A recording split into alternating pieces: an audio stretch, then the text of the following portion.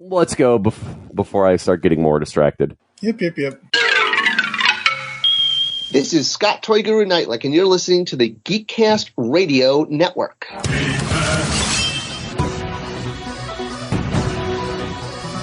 You're listening to the Geekcast Radio Network.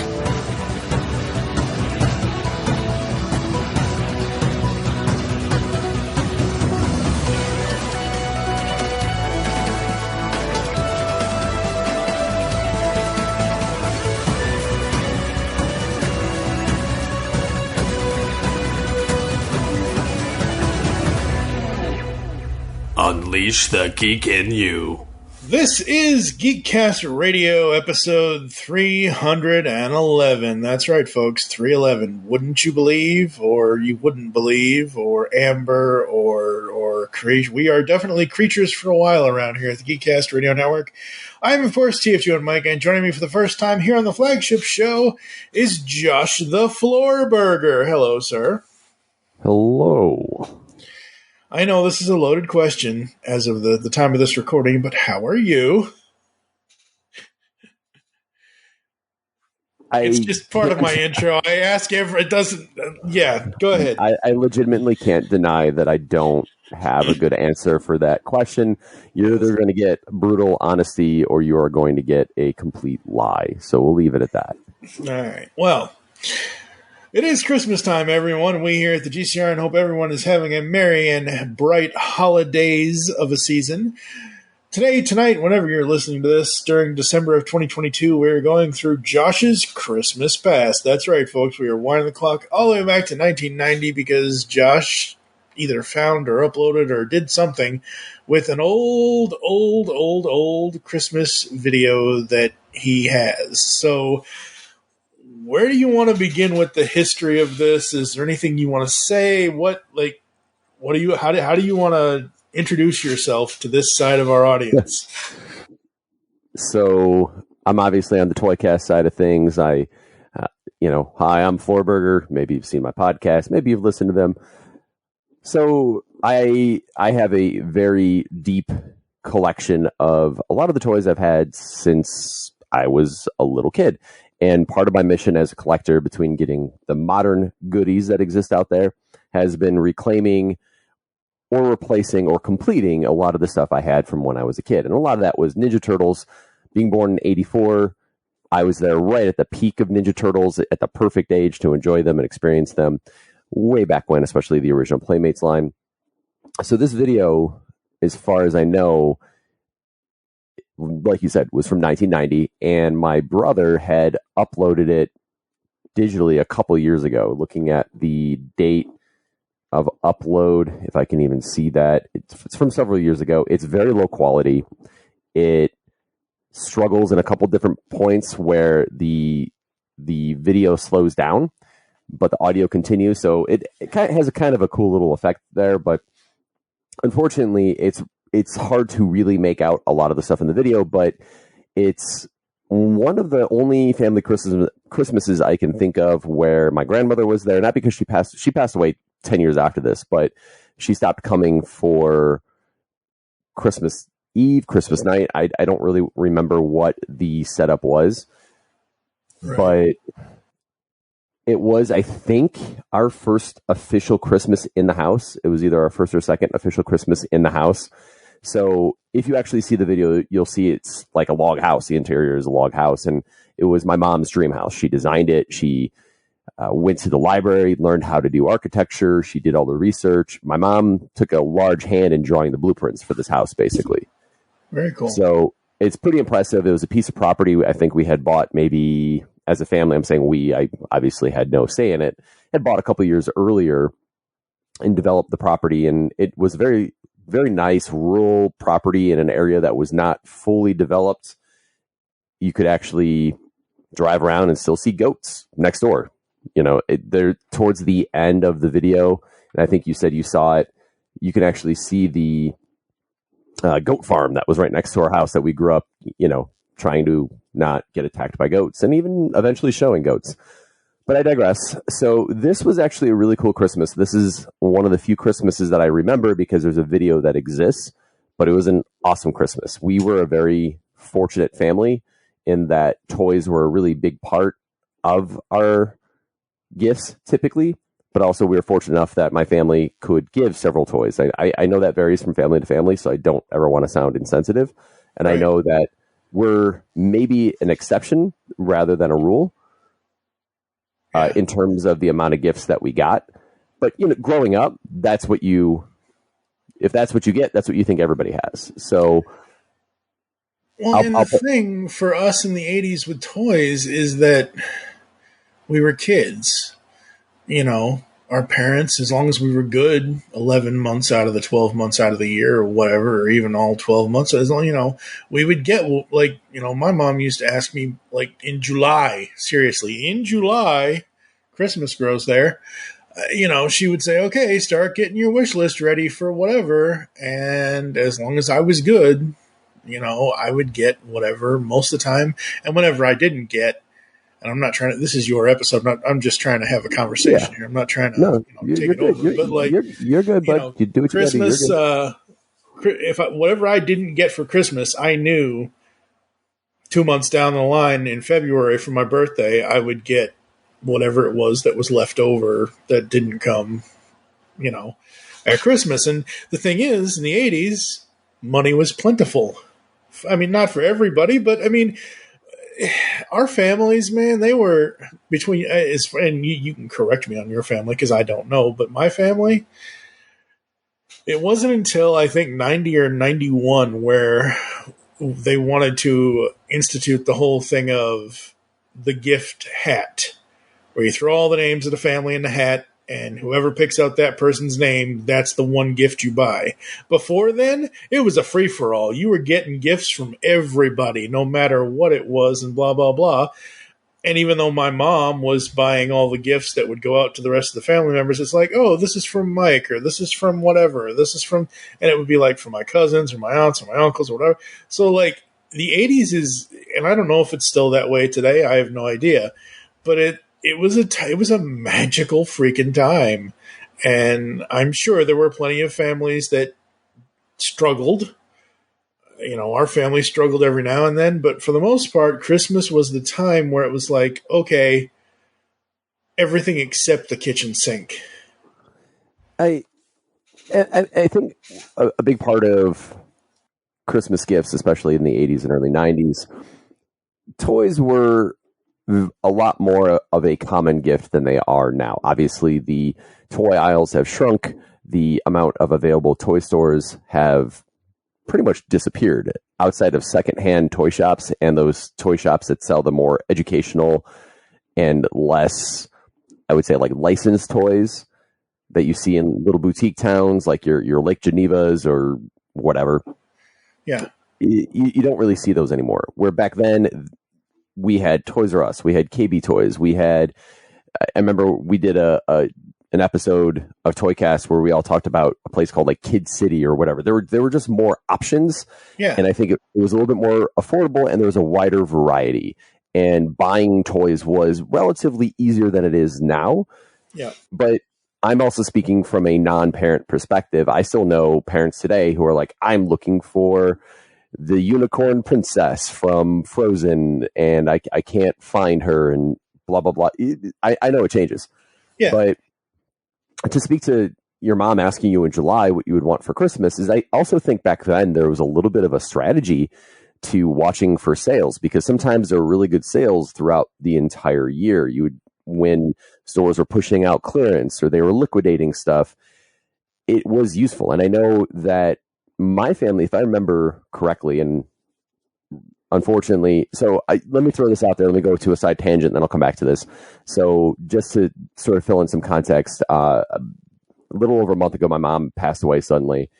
And so part of this is meant to be a little cathartic for me to talk about this Christmas, and this is a memorable Christmas for me, but also that, there's a lot of these questions I could have asked her.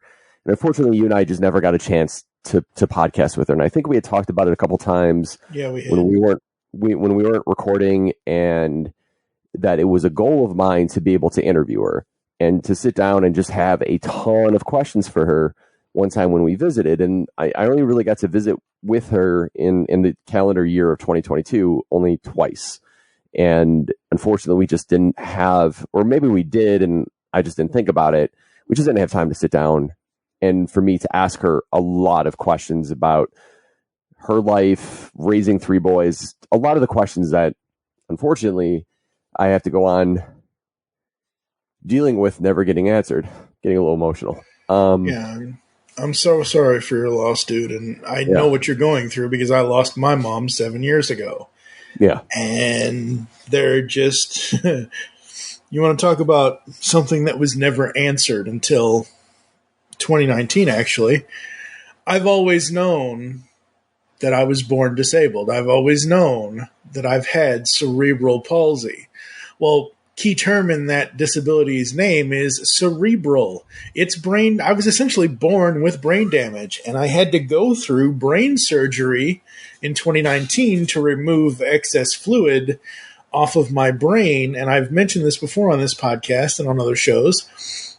My brain was, the doctor said, if you don't come in and have surgery on Monday, you'll be dead by Wednesday. He said my brain was 2.5 inches away from popping out of my skull because of the excess spinal fluid that built up on my brain over the last, from 2019, let's say the last 15, 16 years before that. So we go in, we have the MRIs, we have the CAT scans, we have all these other things and everything else. Turns out I was never, it never formed when I was inside my mom, when I was, cooking in the oven and all that good stuff. It never formed. I do not have what they call, it's the corpus callosum.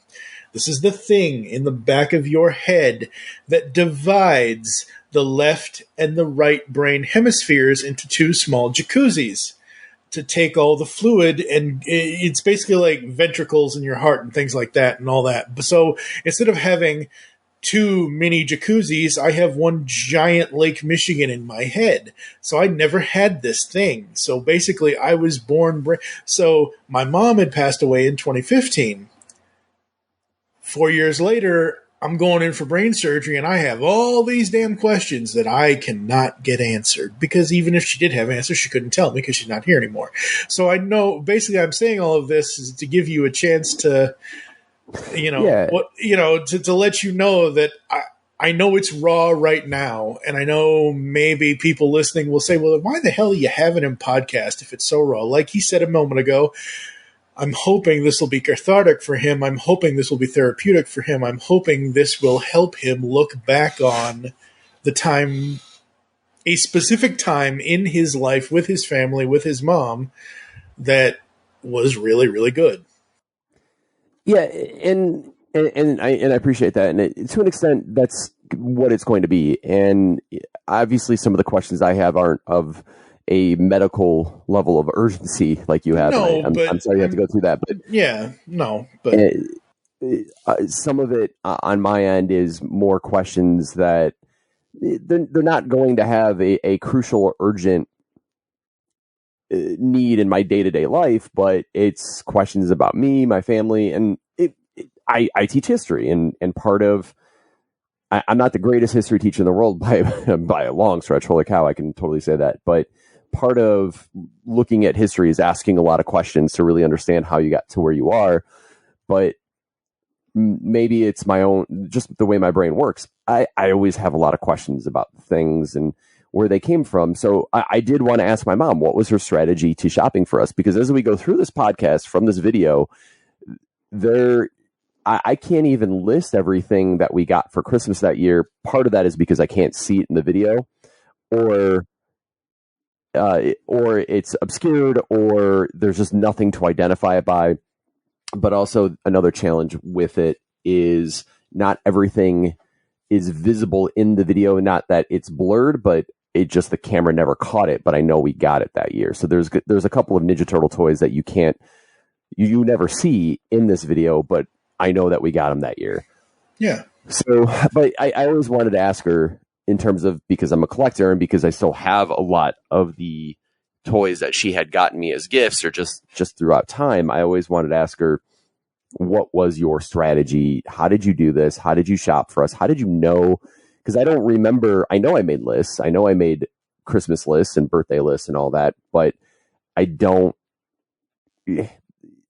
I don't know how she went out and did it. I have tiny little pieces, but I don't have anybody else to ask about that. So again, it might just be one of those questions I have to just say, okay, it's not as urgent as maybe say like brain surgery, but it might be just one of those mysteries that I have to let go unsolved. Like, where did she hide her Christmas presents in the house? That is one thing I have not figured out yet.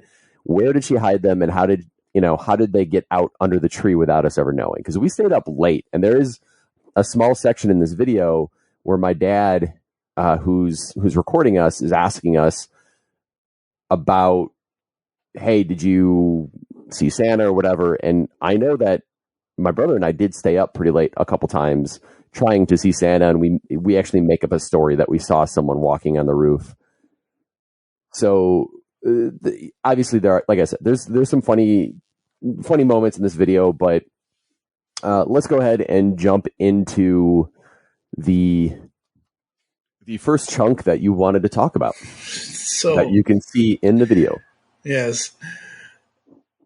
I'm putting these here at the beginning because they're more novelty things. They're not action figures.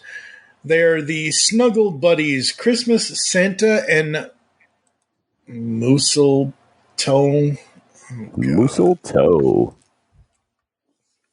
So what can I tell you about these?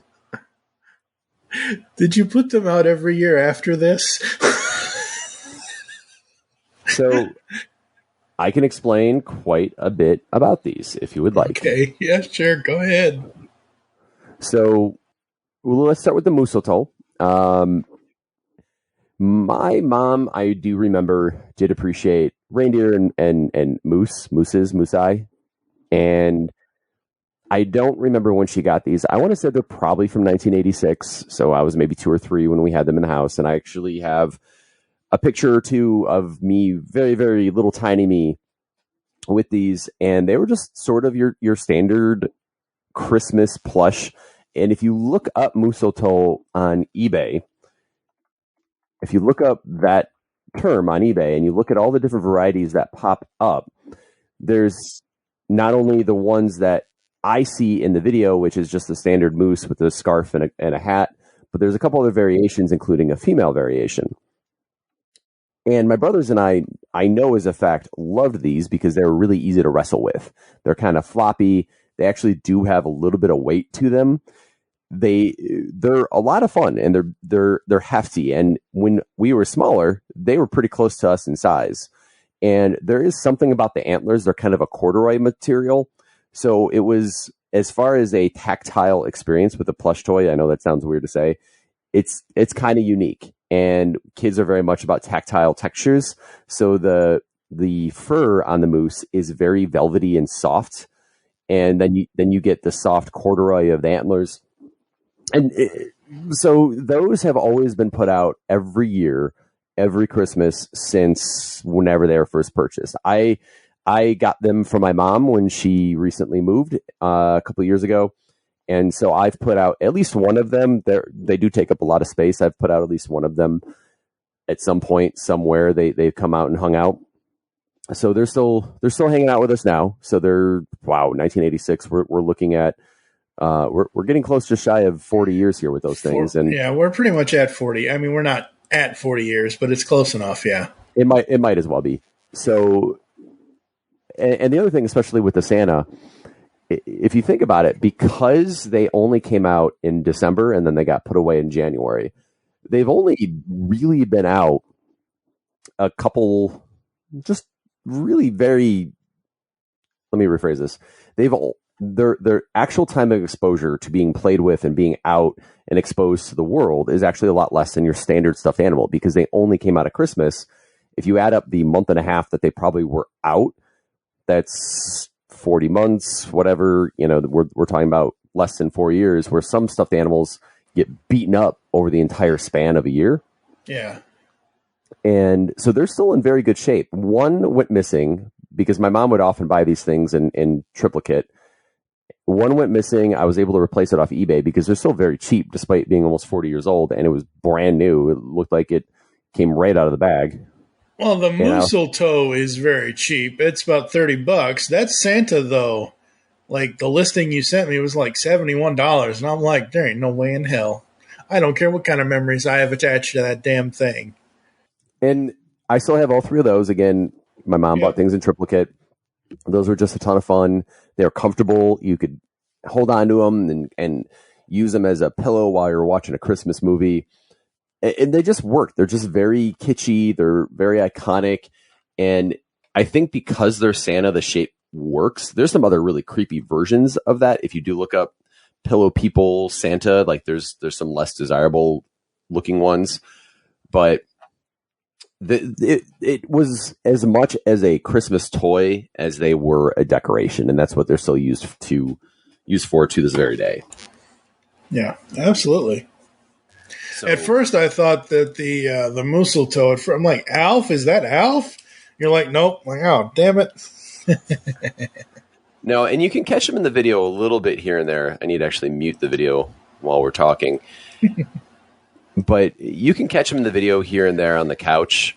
And I found recently a photograph, probably from either 99 or 2000, so almost 10 years after this video.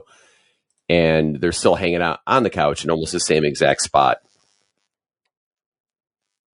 So we kept them around for a long time. They're still kicking. Very cool. That is awesome.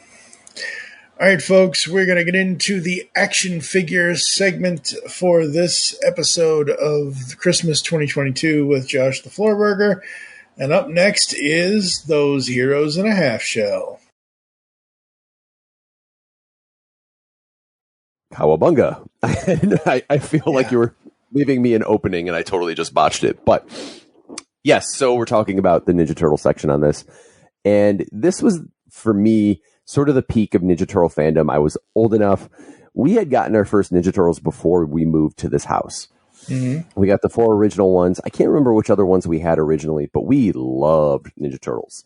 That was a major aspect of our basically our brotherhood. I think the fact that it was a team and we all could associate with different turtles in our own ways as brothers. Right.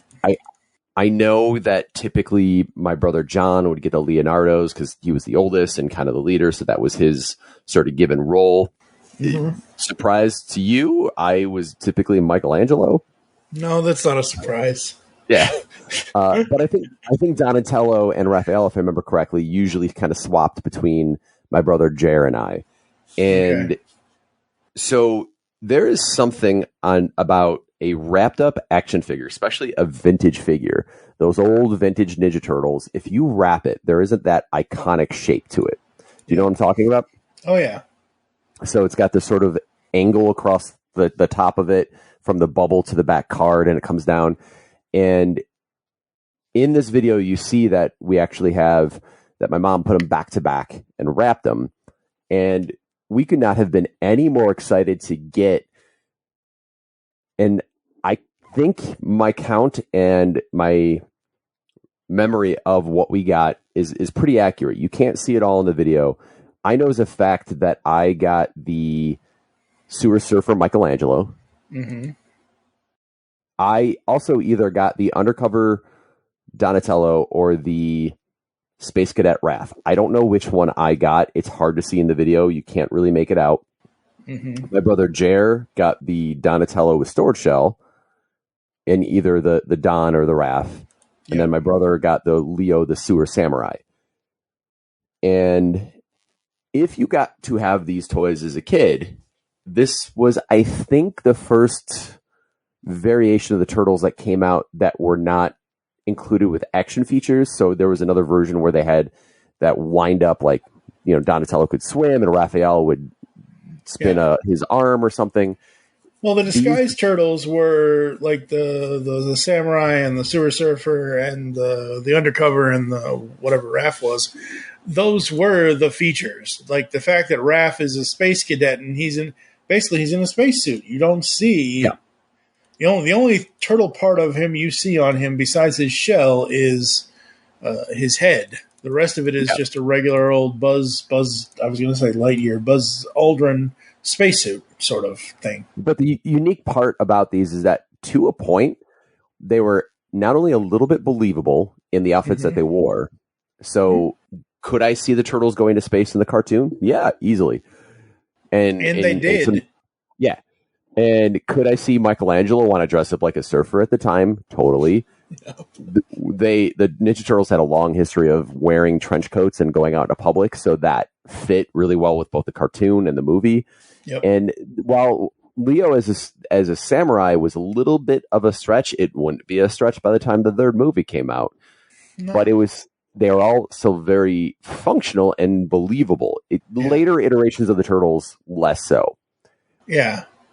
I'm looking at my wall. I only have 8 carded turtles on my wall, and 5 of those are not the same figures, but I actually spent probably about 4 or 5 years trying to reclaim the 5 turtles we got this Christmas morning. Right. So it's one of my proudest pieces of my collection is the carded turtles we got. So I actually have the Undercover Don, the Sewer Surfer, Michelangelo, the Donatello, the Stored Shell Donatello, and the Space Cadet Raph. It took me years, and it was a very fun search. Yeah. Because that started with me getting the Sewer Surfer Mike for $5 years ago. Now that's a $70, $80, $90 figure. But later iterations of the Turtles would be so ridiculous that we never really got them. Go ahead. Well, the thing of it is the later iterations past these disguised turtles and the shell turtles is that they went crazy. They went nuts. After 1990s, basically when the show ended in 96, those last few years before they went and did the 2003 stuff, Playmates went crazy. Like, this is the 90s. We have to be so 90s. And don't get me wrong, Super Surfing Mike is very, like, he's not neon, but he has neon colors, and he has pink and purple, not purple, but pink and orange and blah, blah, blah, blah, blah. And Raph the same, like, honestly, the Donatello and the Leonardo are the two sane ones as far as the look of them. Like, Undercover Don, it's like, yeah, kids, see, we're going to go solve some crimes, yeah. So, I do have to say something cool about the Undercover Don is that if you can get a look at his accessories, we actually have a wonderful collection of links. Yes, I have, yep. Let me pull that site up. If you look at his accessories, he had a functional briefcase. You could open up and put stuff into it, like the weird black piece of pizza that he came with, because all the accessories were always unpainted on these for whatever reason. Yeah. He had a mask that is ridiculous, but it worked, and it stayed in place, which is incredible. And I think, if I'm looking a little closer, there were a couple of stickers in there that you could apply to the inside of the briefcase, and it's just... The toys are really, really well thought out. Michelangelo has a surfboard he can stand on. Raphael has a spacesuit. I'm sorry, it's a cool figure. Most people lose his bubble, his helmet, his tube. Yeah. But I know as a kid that Raphael also was my underwater Raphael, because obviously there are scientific differences between a scuba suit or a deep sea suit and an astronaut suit. But hey, as a kid with an imagination, it's a million different things. So those were some really, really cool figures. But I do have to point out, on top of those, there's a very clear moment, and I'll have to send you the picture. There's a very clear moment where I unwrap probably one of the greatest vehicles that I don't think was in the cartoon, but one of the greatest vehicles that was made early on this line, and that was the Turtlecopter. This thing, folks, is whack. And I say that in a good way because I forgot about this, because by the time these were coming out, I was out of Turtles. Like, I had moved on to Batman the Animated Series and X-Men and I moved into superhero territory. Not saying the Turtles are not superheroes, but the gooey green gunship. I do not remember this thing at all. So this very hold on, I'm downloading the picture I was telling you about.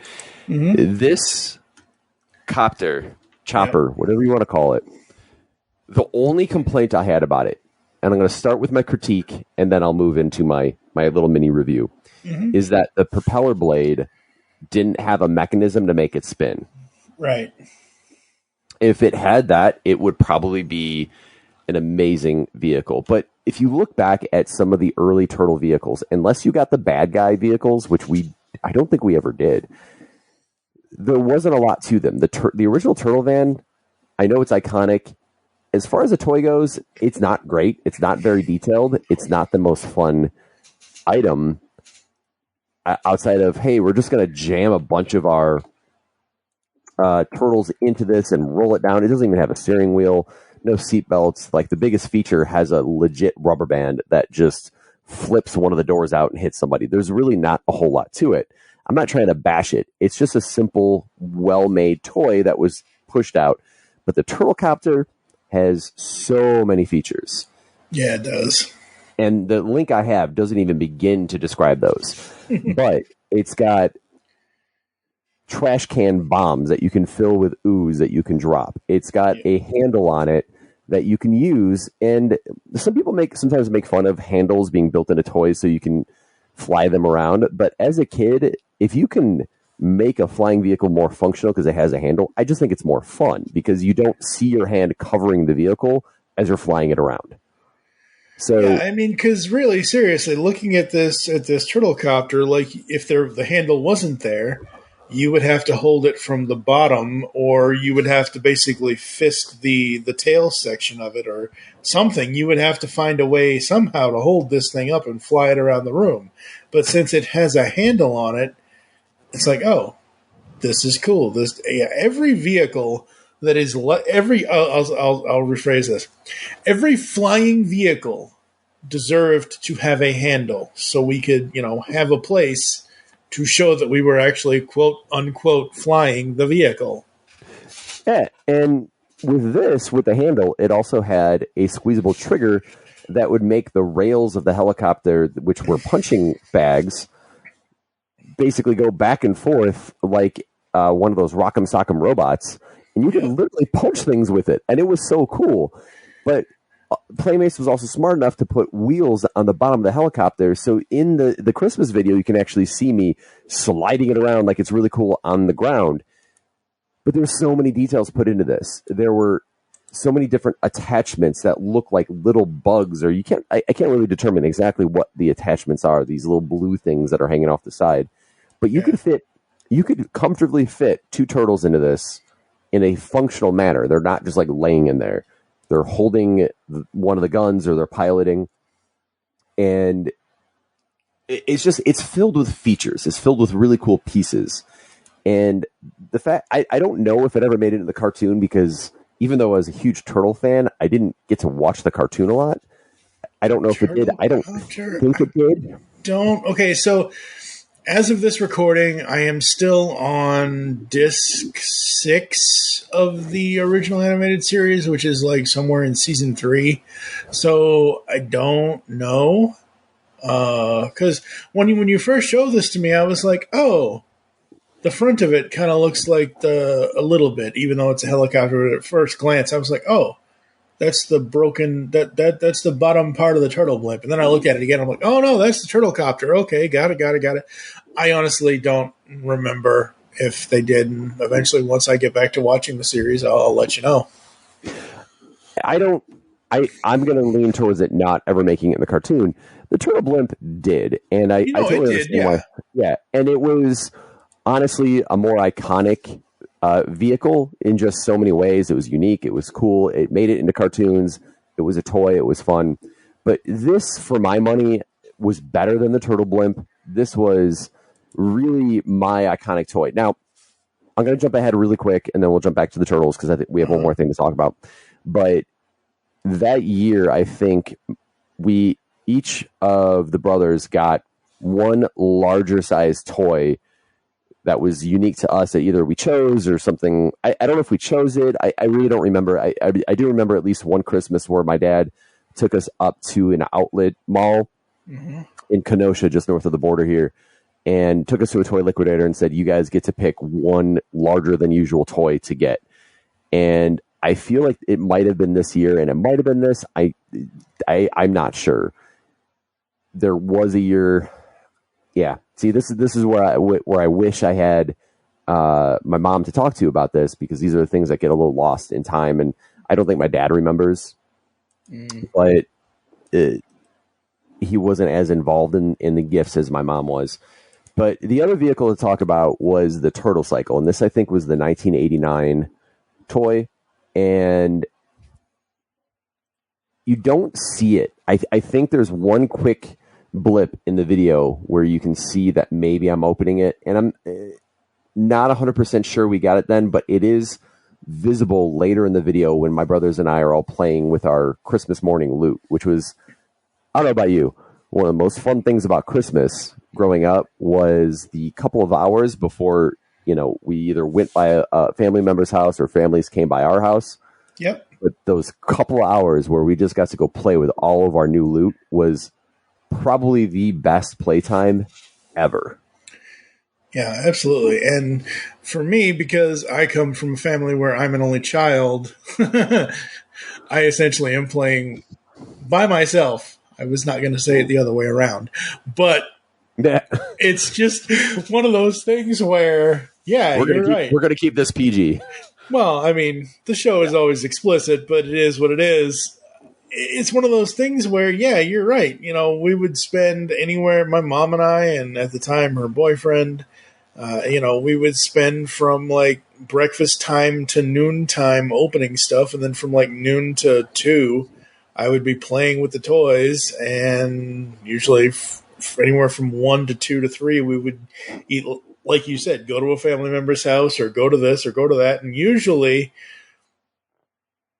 I was allowed to bring one toy with us. Like my favorite one that I got from that, whatever that Christmas was, out of all the toys that I'd gotten. So, yeah, I mean, I have some of my favorite memories growing up, especially for Christmas, were that in between time of playing with toys. Like I remember this one Matchbox car wash that I think every kid at one point had. If you, were. And it had like the spin dry, and I remember my brothers and I wanting to really see, does this really work as a car wash? So we put either hand soap or dish soap into the water reservoir. That was fun. And no bueno. And I think we played with it on top of a bed versus a floor. Oh, no. Yeah, but there was something very cool about that. One of the things about our house growing up that I have a very vivid memory of. Now, is it accurate? I don't know. It's just from childhood, and I have this image that I've refreshed millions of times in my head. But our house was... okay, so it was north, like the front of the house was north facing. And we had a lot of skylights, and we had a lot of windows in the house. And as the day progressed, the north facing bedrooms and the rest of the house was always lit up really, really well throughout the day, just because of the way the house was designed, the skylights and everything. Yep. And I just remember being in a room playing with that Matchbox car wash, and the whole room, I have this vision in my head of it just being lit up like sunlight golden. Just, it's a very like idyllic memory of making a mess on a bed. But it, I think that's one of those pieces of growing up and being a kid on Christmas, is that it's not just like how much stuff you can get, it's the memories that you get from it, and how do you create that. And part of the video later on, you can clearly see my brothers and I on the floor racing around with the Turtle Cycle, which was a very simple motorcycle with a sidecar. That the sidecar was made out of it looks like it was made out of a trash can, which just speaks to some of the really clever and creative design work of Playmates back in the day. Yeah. And we, I think, as brothers, really loved a lot of vehicles that you could fit multiple characters on. The turtle copter I had mentioned before, you could fit up to 5 onto it easily. The turtle cycle, you could fit 2. So there was always joint play in that, and that's very important if you have siblings or friends who are coming over to play, is that you have the ability to have these team ups and do things. Yep. So the turtle cycle is a really fun vehicle, and motorcycles are great toys, but they're better if they don't fall over when you're not holding them. And the fact that this had a sidecar made from a trash can that would keep it standing made it even better. And I do have one. I have a big box of turtle stuff that needs to go out and be displayed eventually, but this is one of my favorite vehicles. Even though there's really cool ones and better ones that came out later, this is still one of the best ones. And you can clearly see that while my mom is stressing out over, there's so much context to this video that I'll never know. But you can clearly see my mom is trying to get food and everything ready for later in the day, starting to get the turkey cooked, doing all of the nitty gritty work. And my dad's walking around with the video camera, which I appreciate the video now as an adult, but knowing that mom is probably sitting there like, help me do something, stop video recording me, go away, or, either go away or help me so we can get this done. And, but we're on the floor and we're playing, and it's a very iconic. I can't remember the name of the artist, but it was the guy who would always do like the Christmas scenes on postcards and paintings. It's going to take me a little bit to come up with it, and it's embarrassing now. But anyways, well, it's not Bob Ross, but yeah, no, it's a well-known American artist who would do a lot of right. Yeah, it'll come back to me, but yeah. So this was a very turtle Christmas. 100% clear, it was a very turtle Christmas. So let's move on to the next section before we really, start to bore the shell out of everybody.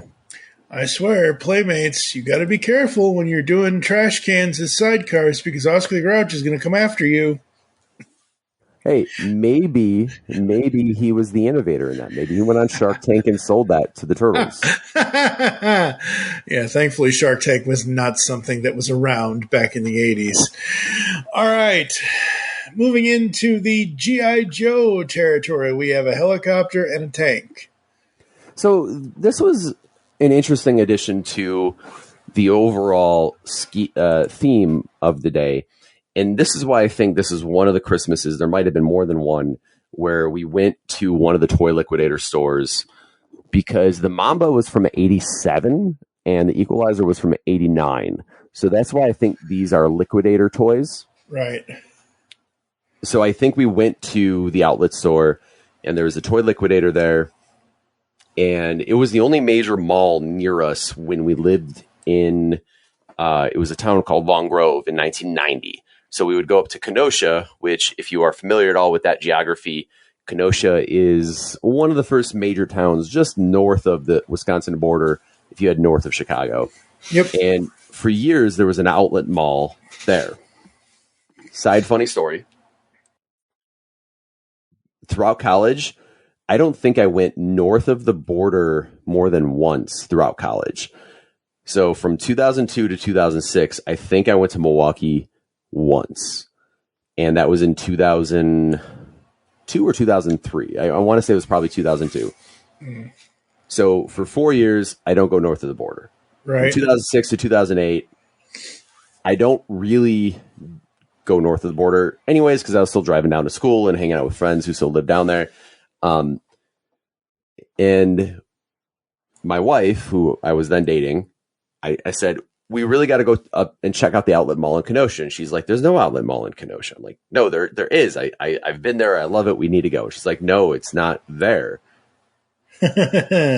And she went to school really close to where this outlet mall was. It was right off the Interstate 94, right past. If you've ever been through Kenosha, it was right over by the Brat stop and all these other things out there. And I'm like, no, I swear it was still out there, because I hadn't really been up there in a long time. But the sign for the outlet mall had been there for a while.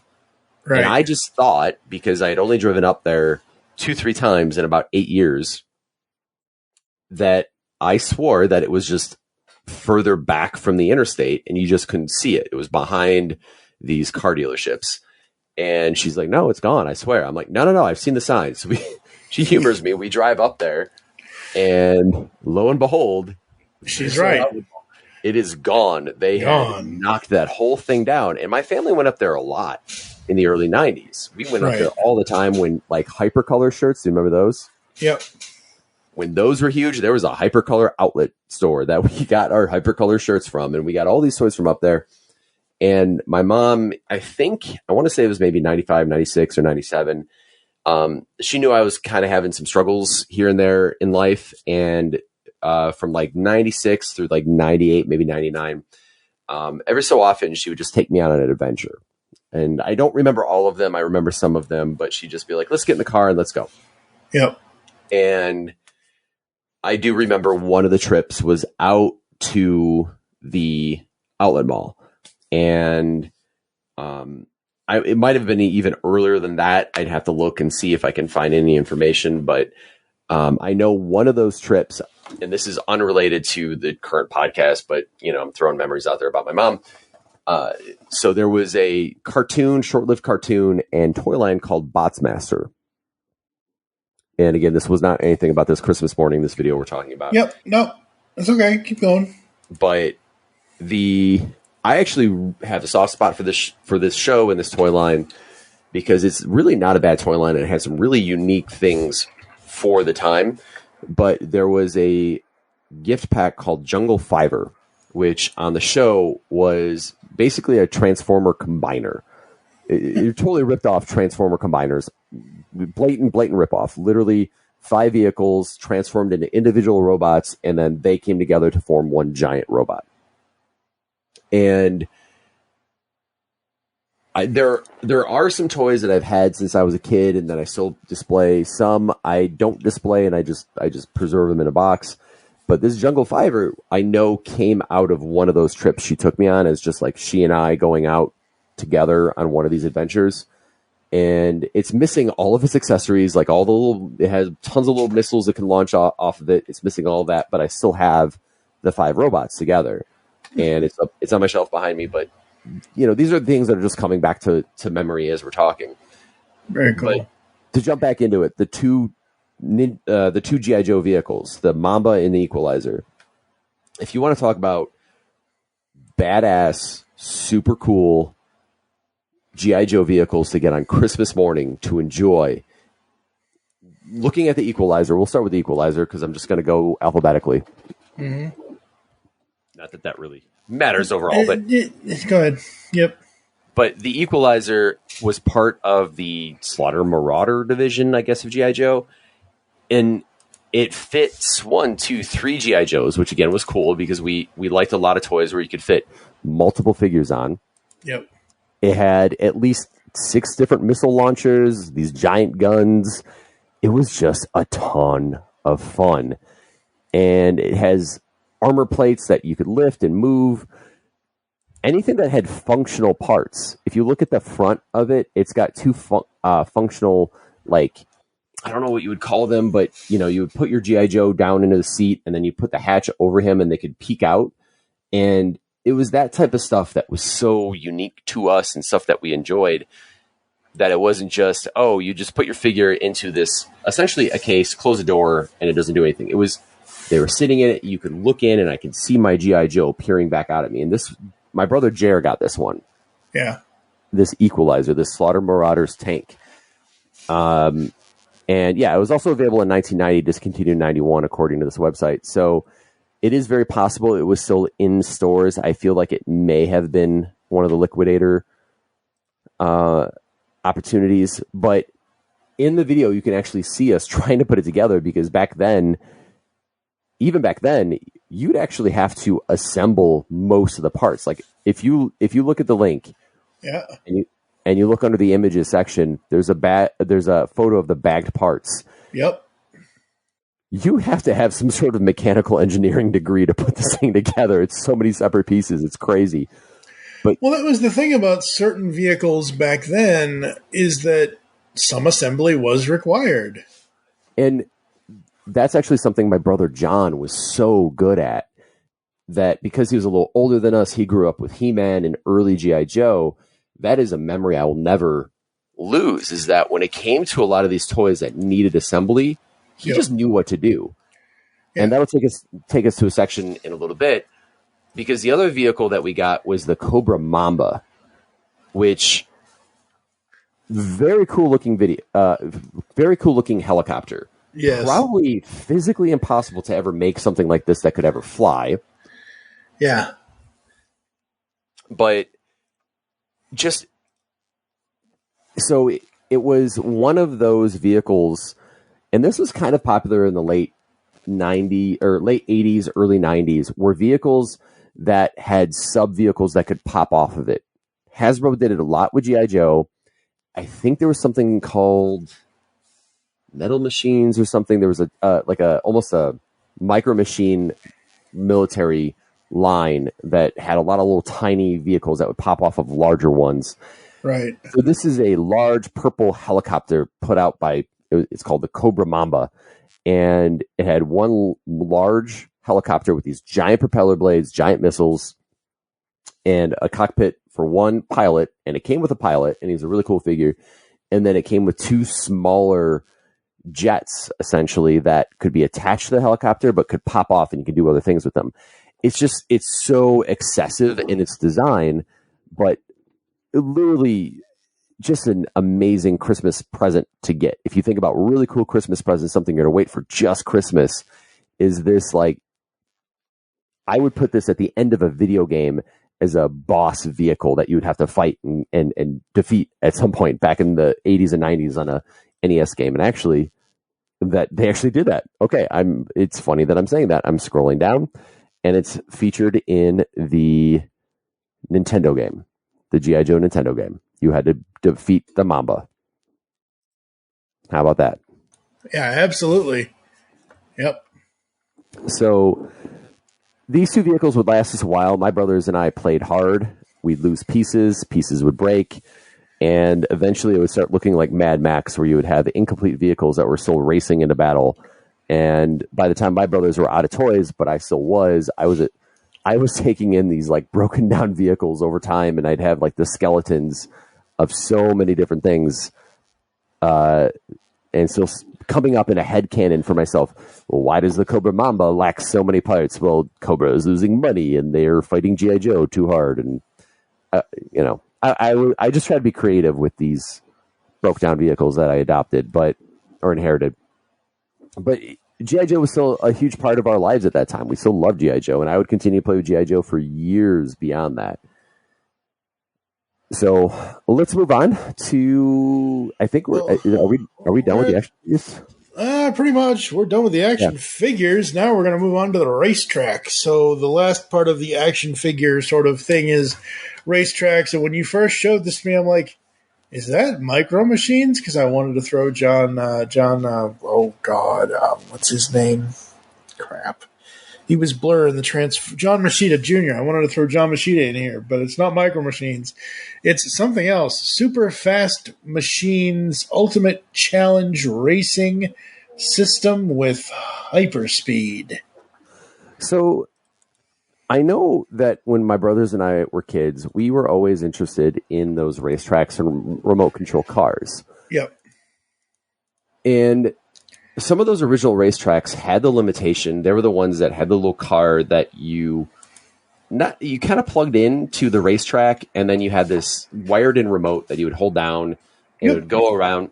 I don't remember what those were called, but I remember feeling that those were always limited because you could only play with those cars on that track, and if you lost parts of the track, which we did, or if they broke, you have essentially a giant useless toy, right? Yeah. You needed all of those parts to work together in order for it to function, and if you lost any of them, it didn't work. So Matchbox comes out with this set, and I remember that we had parts of this set for a very long time. I don't know how long we played with it, but this was one of my first exposures actually to a stopwatch. So this set comes with 2 cars to race, precision stopwatch, the ability to also customize the cars, and it comes with maintenance accessories. I haven't really done a ton of research on it yet, but you get grease to lubricate the parts. You get a fine-tuning brush to maximize performance. You get a fill. So it really is more of not so much a racer, but it gives you a lot of these different skills built into the play. So you're building and customizing your racer. You're maintaining them. You're timing them. It takes it to a much higher level. And I think for my brother at the time, so 1990, he would have been 10. I think this was a good step up from him from just playing with like Hot Wheels or even the racers where you would just hold down the trigger and the racers would go around the track that they were attached to. Yep. This did a lot more. My brother was very much into models, so model cars and putting them together. The cool part about this set was that the track, you didn't need to have the track attached to any sort of wires or batteries like the old racetrack sets did. So you needed batteries for the racers in this, but they just went around this plastic track on their own, independent. You didn't need a remote control or anything. And it was really, really cool. Yeah. And the only thing I remember about this is that eventually the cars just disappeared, but we had pieces of the track all over the place. So we could still like locate pieces of the track because they're stacked and we just never threw them out. And I do know as a fact, one of the reasons why my mom never really threw out our toys unless they were visibly broken was that she said, I gave them to you. They were not mine to throw out. Okay. And I think that that's something I really respect from my mom is that when she gave us something, it was ours. It was something that, was up to us what to do with. But this was a really cool racetrack that to see it in the video and then to know that it is a very technical toy to play with. That might also be why it didn't last very long in the toy stores, was because it might have been too much work for kids at the time, but it was perfect for my brother developmentally. Yeah, I think that, I don't know, so how old is your brother? So he is 42. Oh, so he's the same age as me. Yeah, he was born in 1980. Yeah, 90, 10, yeah. Yeah, I mean, this, I don't know, I was moving past, I was still into action figures and stuff, but my racetrack days kind of like began and ended with the Knight Rider kit versus car racetrack thing from whatever company it was from. But yeah, I mean, this does look cool. And the fact that you needed, like you said, you needed batteries, but you didn't need to have it plugged in, or you didn't need to, it just did it. It was really cool. It was very cool. Very awesome. All right, folks, I think we are going to go to a quick ad break. You're going to hear some stuff and other things and probably a couple of old video game trailers because video games are up next after this. Hey, welcome to the Last Comic Shop Podcast, A comic book podcast that actually talks about comics. Yep, each week we open the shop up and read and discuss a comic. Sometimes we pair that up with comic book movies or TV shows. Or not. Lots of times it's just comic books and sound effects. Oh, yes, definitely lots of sound effects. So tune in on all the major podcasting platforms for the Last Comic Shop Podcast. Or check out our library of evergreen shows at www.lastcomicshoppodcast.com. Because the world needs another movie podcast. The Geekcast Radio Network presents for your listening pleasure the Cinema Geek. Hosted by Amanda, Kevin, Matt, and Dan. Each week we dive headfirst in the landscape of movies as we discuss movie news, play movie games, go in-depth on reviews, and even have a top 10 countdown or two. Also, don't miss our director retrospective series, where we review noted directors' movies film by film. Bottom line is, if you love movies and love podcasts, you need to experience the Cinema Geeks. You can find us on iTunes, Blog Talk Radio, or GeekCastRadio.com. Like science fiction? Of course you do, or you wouldn't be listening to the Geekcast Radio Network. Well, the Mark 42's Universe podcast is an award-winning sci-fi radio show that's been around for over 10 years. We cover everything from Doctor Who to the MCU to pop culture and everything in between. A new show drops on Tuesday mornings on the GCRN website and all of the major podcast platforms. So listen to the Mark 42's Universe podcast from the universe and beyond.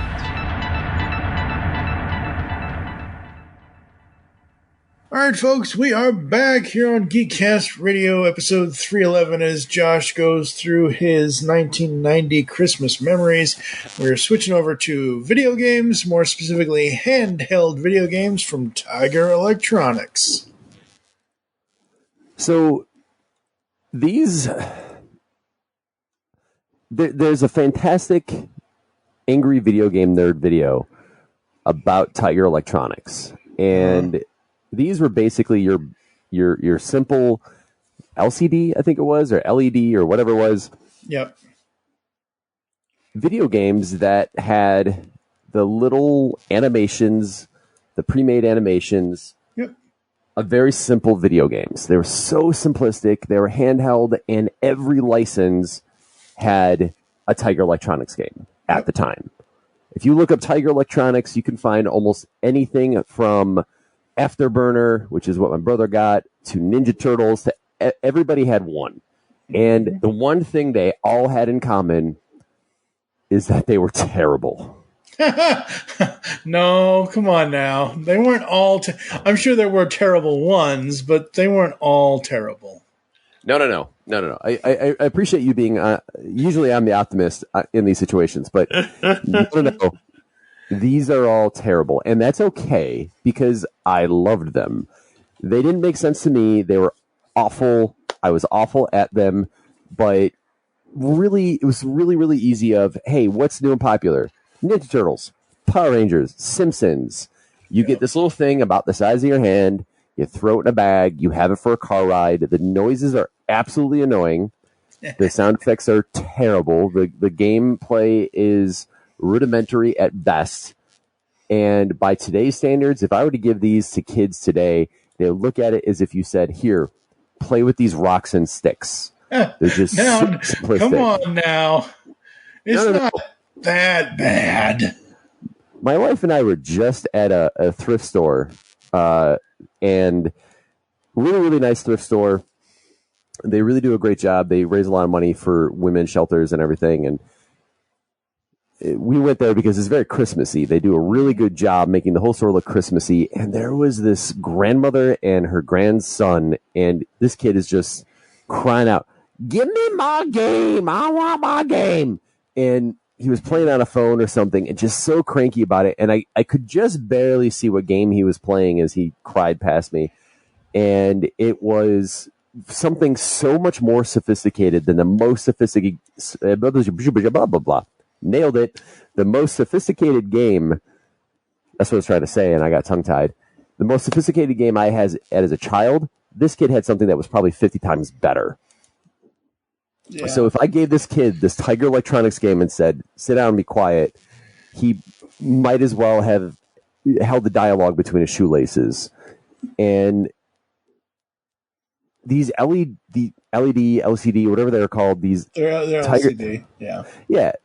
It's so simplistic, but my brothers and I each got one for Christmas, and we were so excited because the fact that they were licensed, that was the best part about them. If it was just airplane game, wouldn't have cared, but that it was Afterburner, which was a popular Nintendo game at the time and popular arcade game. Yeah. It was on Nintendo too, I think. Well, according to the image you have here, it says Sega 1987 for the copyright. So I say Nintendo game as though it, it was a video game. It could have been made by Sega and put on Nintendo. I don't know. Yep. It was a weird world at the time, but there was the fact that it was a Simpsons licensed game, and if you actually look at that handheld piece, they actually called it a tabletop game versus a handheld, and it was just slightly bigger than your standard Tiger game, but I think the screen was a little smaller, but the sound effects were better, and I might still have this somewhere. This thing is durable as all get out. I would probably say make airplanes out of this Simpsons Tiger Electronics game. Oh, LCD, not LED. Okay, I can see that on it. Yep. This game is so durable. It has probably been kicked, dropped, thrown, stored in boxes, knocked over 1 million times. This thing, whatever battery was in it, lasted until who knows when. And I also got a pro wrestling game, and I'm pretty sure it's the year I got this pro wrestling game, and it's so bad it's barely worth mentioning, but I loved it because At the time, it was the only wrestling game I owned. In 1990, I had no other wrestling games in my possession, and this was it. So I loved it. And I loved the designs of all the characters. But the coolest part about these games, did you have any as a kid? Oh, yeah. So I had the three I remember. So it was Game Boy came out in what, 90 or 91? I didn't get a Nintendo Game Boy until my 13th birthday in 1993. Okay? So I would always play with my aunt's Nintendo Game Boy, but for my own video games, I had the Tiger Electronics. I had the original Playboy. Wow. Ooh. The original. Ooh. Easy there, buddy. The original Paperboy game, not Paperboy 2, the original Paperboy game. I had Jordan versus Bird because I was born and raised in Massachusetts, and Larry Bird is far superior. And Go Celtics and all that stuff. And the other one I remember having, and the reason why I remember having it is because I was bad at one point or another. My dad took it away from me, and it made me so mad. I had the Konami. It's the more tabletop version of it, of the Turtles game. It's like a turtle green, and it's kind of like your Simpsons game. It's not the standard square version of the Tiger Electronic. It's the Konami version of it, and I remember playing this. And these LCD games, folks, he is right. The LCDs on these are just suck, but they were so cool because we essentially had video games in our pockets. For those of us who didn't have the Nintendo Entertainment System, or for those of us who were stupid enough to pick the Sega Master System for Christmas over the Nintendo Entertainment System, like me, Alex Kidd in the Lost Stars, kiss my ass, But yeah, so yeah, I remember having these, and I remember loving these. So for me, I think one of the coolest parts, though, was that there was a button you could hit to like reset it, and you could see every cell on the game all at the same time. And that was so cool and so unique for me, because there were so many times I'd be playing these games, I was so bad at them, and they were so bad, I never got far enough to see some of the later characters that would show up in the game. So I remember having some of these, I had the Mario Watch and Play, or Game and Play, or Watch and Game. Yeah. Oh, I'm looking at some other ones. I had Swamp Thing, and wow. And the cool thing was, it wasn't even the game. It was just, they were really uniquely designed and licensed. Like the Swamp Thing game is just cool. Like I would put that up as a display piece because the artwork is really nice. Yep. The Ninja Turtle Tiger Electronics games are actually based off the Archie comics. And those are just a cool display piece, and just unique that it's not the key art from the original cartoon. Yeah. Yeah, the LCD games as kids, yes, we played them, but they were never really, it was more of, at least for me in the circle that I ran in, it was more of, look, what game do you have? What game do you have? Oh, I have Turtles. I have this. And we all just kind of traded them all around each other, and we all played the games and whatever else. And that ACL button, oh man, heaven forbid any of us got a high score on any one of those games, and then somebody in the group had to be the jerk to hit the ACL button because they wanted to see all the things light up at once. Yeah, you know what the ACL button really is, though, folks, right? It's the all clear button. Oh. Yeah, so basically that ACL button isn't to show you every pixel of the game. It's to clear the score of the game so you can start over. It's basically a reset button. That's why they inputted it to the point where you had to use a pen to press the damn thing. Well, and you sit there and you're playing these games with your friends, and then there's Johnny over there with a goddamn paperclip or a pen who's sitting there like, I want to show you something cool. And it's like, no, go away. I've got the high score. But the games were fun enough to hold our attention, and really quick and easy gifts. It's like, oh, Blanchard, you like Nickelback. I'm going to get you the Tiger Electronics Nickelback game.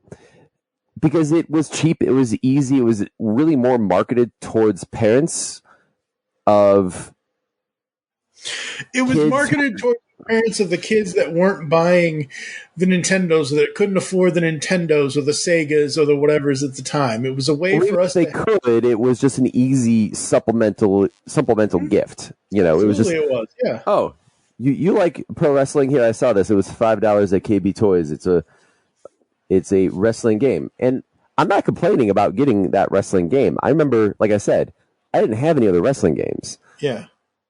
It was cool. It was, I guess you could call it kind of like when you go to Costco and you get the sample of the food they're serving. You're not getting the whole meal. You know what you're getting. You're getting a tiny little morsel in a very flimsy, non-practical serving cup or paper, and you say, okay, cool. I'll take this for what it is. It was practical at the time, and even though I will say, like, oh, wow, those games are terrible by today's standards, when I was a kid, I loved those things. And I remember loving that wrestling game and that Simpsons game. I don't remember the Afterburner game that my brother got a lot, but the Simpsons game, I think if I go dig for it, I think I can find it. And like that game was actually better than some of the Nintendo games that came out. Let's just be real. Well, the funny thing is, you're right, but I don't ever remember having the Simpsons game. What I remember for the Simpsons, and this will kind of transition us back to the traditional video games, is I remember when Bart's Nightmare came out for the Super Nintendo, and I was like, oh, yeah. That was my Simpsons game at the time. That was so cool. We had Bart versus the Space Mutants, which is... Yep. That one was good, too. Yep. Does not make any sense. No, it doesn't. But let's face it, it's The Simpsons. It really doesn't have to make sense, at least back then when they were basically raking in the Michael Jackson money. They didn't have to make sense for video games. But to this day, I still don't understand why they never ported the arcade game over to a console. At least in my head, I don't think they ever have. Maybe they did. I'd have to do some research on that. I don't know. Which, again, that game doesn't make any sense at all of the Simpsons characters basically becoming street fighters and leading a crusade against Mr. Burns' forces. But to kind of go back to the Tiger Electronics and just to close on that, yes, I will criticize the games now, but like I said before, Christmas morning getting the wrestling game, the Simpsons game, it was exciting and it was memorable and it was fun. And I think that's one of those really fun aspects of being a kid back then, is that very simple things could last you a lifetime in memories. Yeah, absolutely. Oh, that's right. Bart versus the Space Mutants was on the Game Gear. I remember that now. I remember it on the NES too, but wow. Oh, Escape from Camp Deadly. One of the worst Game Boy games ever. Good Lord. Bart versus the World. And like I said, Bart's Nightmare was the first Super Nintendo / Sega Genesis game. So I'm looking at the Simpsons arcade game. Arcade only, and then Commodore 64, hit MS-DOS, and then Xbox Live Arcade in 2012 and PlayStation Network in 2012. It never hit Nintendo, Super Nintendo, Sega, anything like that. No. But I mean, at least now if you have Xbox or if PSN is still around, you can do it on there. Or if, anyone has an IBM PC, or, if, and kind of just to talk about this a little bit before we get to the console stuff is, like I'm looking at the arcade version of the game and I'm like, oh, that kind of looks like when they kind of reminiaturized the Turtles in Time video game and put it in Walmart. Like that Turtles arcade game, there were mini cabinet versions of that in Walmart a few years ago. So I don't see why you couldn't do that today with this Simpsons arcade game, just sell a smaller version of it. Well, my problem with those one-up games that I think you're talking about, and I just saw 2 of them at the thrift store we were at today, my problem is that emulators the emulator that you would need, or the ROM you would need for that Simpsons arcade game, by today's standards in terms of processing space or storage space on a device, is minimal. Like, I probably have pictures that are larger data size than the Simpsons game. Yeah. And you're obviously paying for the hardware. The hardware is not that expensive. So every time I've seen that Simpsons game, if it was $100, I'd maybe be like, oh man, could I get this? Is this something I could set up? But even at $100 to get an arcade set up for one game, I don't know, man. I don't know.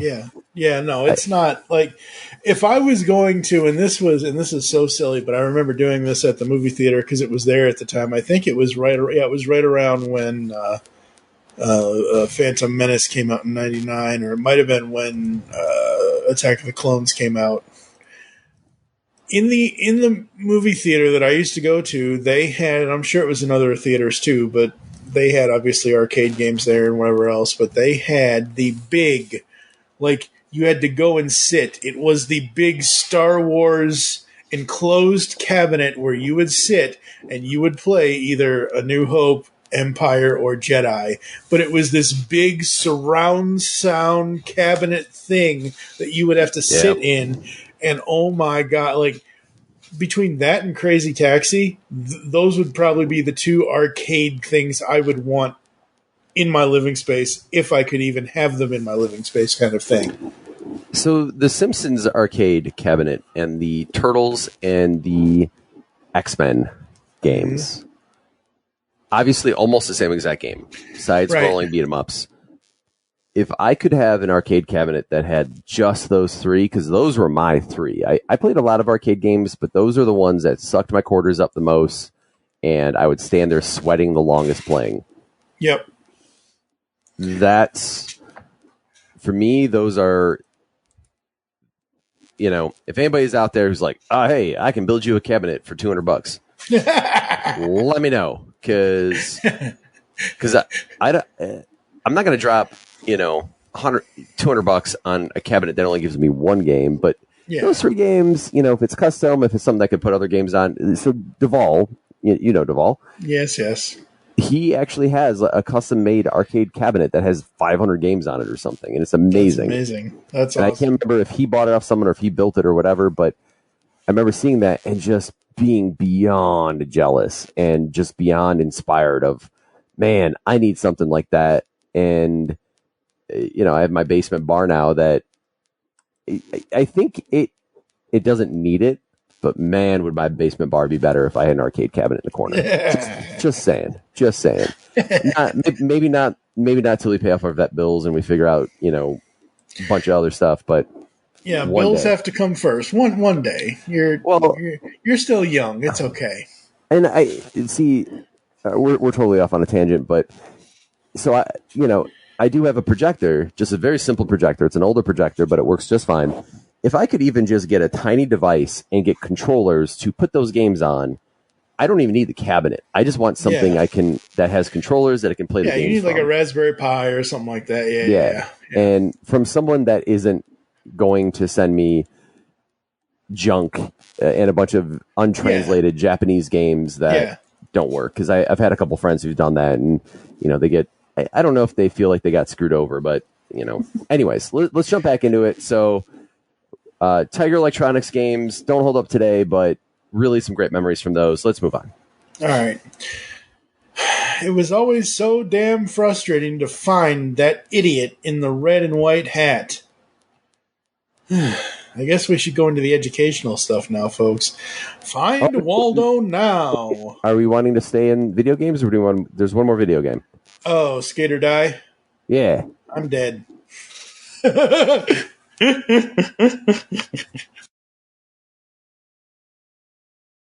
I'm relatively sure, based on how many times I've seen the video and listened, this is the game that my brother Jer got Christmas morning. He got really excited. I remember in the video you hear him say Nintendo Power. I think he had said that by just seeing the shape and the size of one of the wrapped gifts, picks it up and he says, I know what this is, Nintendo Power. And he was really excited about it. And I'm relatively sure it was Skate or Die, which was a pretty popular game. Skateboarding, surfing was very popular, late 80s, early 90s. and this was a pretty interesting game.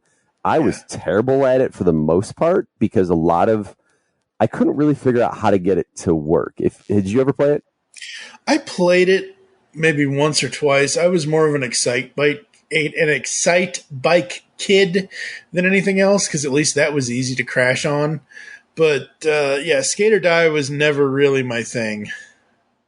And so I don't remember a whole lot about it outside of the multiple game modes and just being terrible. But when you actually see in the video my brother's excitement to getting this, this is the essence of what I think Christmas is for so many children, is just this little piece of excitement of, I finally got this thing I wanted for so long, and I get to unwrap it and have that moment of excitement and just surprise and just, I don't know. You watch the video, he puts his arms up, he's so excited, he's happy, and I feel like in my adult life, those are some of the things that I think we all need a little bit more of. Just, it's okay to be excited about something as silly as a video game, or something as simple as a new toy or something. Just let us be just excited about something, and it doesn't always have to be, a Christmas gift of, I got you socks. Like, I'm sorry, I'm not excited about the socks. That's okay, but it's that excitement of wanting, like, Christmas was, yes, we obviously want, like, again, we were kids, we were playing with the stuff. We were not where we are now, X number of decades later, where we're like, I want to collect this. I want to put it behind glass. I want to this. We were out there. We were messing it up. Every kid that blew into a Nintendo cartridge knows exactly that feeling of getting that new game. Like, I don't know when, it was somewhere 2006 or 2007, but I just found it unpacking the other day. Of course, I've been in this apartment since June of this year here in 2022, but there are certain things that I haven't unpacked or I haven't gone through or whatever else. I found that I haven't had a Nintendo Entertainment System in years. I never had the Nintendo Entertainment System. I had the Super Nintendo, but I always loved the original game packaging and cartridge of Super Mario Bros. 3. I have a copy of Super Mario Bros. 3 for the Nintendo Entertainment System. Yeah. That I've never played. Like, maybe it was 2006 when so I was 26. Yeah, no. Like, I've never played it on that specific cartridge. I've played the game before, obviously, but it's like, that's the thing. When we were kids and it was Christmas or our birthday, that euphoric thing of, oh my God, somebody got this for me. I wonder what it is. And then you rip it open and you see what it is and you're so excited and you're like, okay, I'm going to go play with this thing. And then 3 days later, you're like, okay, what's the next thing I can play with? Because that's the way we were. That's the way I was. That's the way there's a famous picture of me going around as a kid somewhere. I think it's on Facebook. I don't know where the hell it is. It might be in a photo album somewhere, where I have a box of my toys sitting in front of the fireplace. I have Castle Grayskull, the original 1982 Castle Grayskull, sitting there. I have, no joke, Dick Tracy, James Bond Jr., 3 different mass cars, 4 different Transformers, 1 Skeletor, and an Orko and a pear tree. Like, I was just going to do, I didn't know if you were going there. It was one of those things where I had all of these toys, all of these variety of toys that were, their base was Castle Grayskull. And, like, it just wasn't any, like, it was a collection of things. It wasn't collection of, like, we collect today. It was just a massive toy, battle thing where I had a whole bunch I got new toys and different toys every year. So from Christmas of 89 to Christmas of 90, I think. When did the Batmobile come out? That was 89? I know the movie came out in 89, but the toy was out in Christmas of 89. Yeah, because that's when I got it, when I was 9 years old. Because I remember I threw a fit in the mall about it. Yeah. So between Christmas of '89 and Christmas of 1990, by Christmas of '90, I wasn't done playing with the Batmobile, but I was like, okay, what's this? Oh, The Simpsons. Oh, this. Oh, that. Like, I forget which Christmas it is, but there's a picture. Again, I'm going through old photo albums and I'm finding pictures I haven't seen in 30 plus years. But there's a picture of me at some point. I don't think it was Christmas, because why would I be wearing this specific sweatshirt at Christmas? But at the time in 1990, the Gulf War was going on. And Gulf War merchandise was everywhere. I had a Ram Bart sweatshirt. I have a picture of myself wearing a Bart Simpson Ram Bart sweatshirt. And it just, you're right. We need that euphoria of opening something or figuring something out or playing with something. But it doesn't, not everyone, we live in a time now where it's like, oh, here's the Pixel 6 Pro, or here's the iPhone 14 Pro Max Ultra Slim Fast whatever. Like, but then the next year, oh, here's the next model, here's the this, here's the that. And I think that kind of started out with us moving on from thing to thing is when we were kids. I say this in every podcast I've done in the last year and a half, maybe 2 years. From 1982 to 1996, 97. Those years, cartoons on television were a cycle. They were a timeline of evolution. 82, you had GI, or not GI, in 82, you had whatever, you had He-Man and stuff. In 83, you had Transformers and Voltron. 84, 85, you had G.I. Joe and Mask and all that. In 86, you had Silverhawks and all that. And 87 to 96 was Turtles. But it was this thing where cartoons weren't staying, like Transformers only had technically 3 full seasons and 3 parts for a 4th season because it got canceled. But like, you have like, okay, what's the next thing? And the same thing with toys. Same thing with Christmases. This should never, like, Christmases should not repeat themselves. Christmases are not made for Phil. Okay, maybe they are, but they're not made for the Puxatawny one anyway. It shouldn't repeat itself, and it's just one of those things where it's meant to be special and it's meant to have different things every time. And that was the greatest thing about Christmas. Still the greatest thing about Christmas is, even though it came out in 94, it still holds up today, almost 30 years later. Christmas is like a box of chocolates. You never know what you're going to get. I think it's also, cognitively being a kid and going through Christmas, there's a lot of firsts. It's the first time you get to open this or the first time you do this there. And when you get older, you have a lot less firsts in life. You're still going to have a ton of firsts if you go out and seek them, and a lot of people still do. But because you're looking at it from an adult frame of mind versus a child's frame of mind, you sometimes knowing stuff ruins the experience, right? When you go on a roller coaster at Disney World, for instance, for the first time, you go on the roller coaster at Disney World for the first time and you're like, oh, wow, this is cool. Well, okay, I know how they do that and I know what this is. And that's one of the things about Disney World is that a lot of the rides there and a lot of the things there, they're very basic in their execution. Let me rephrase that. They're very basic in concept, but advanced in the execution. That's what I want to say. Yeah.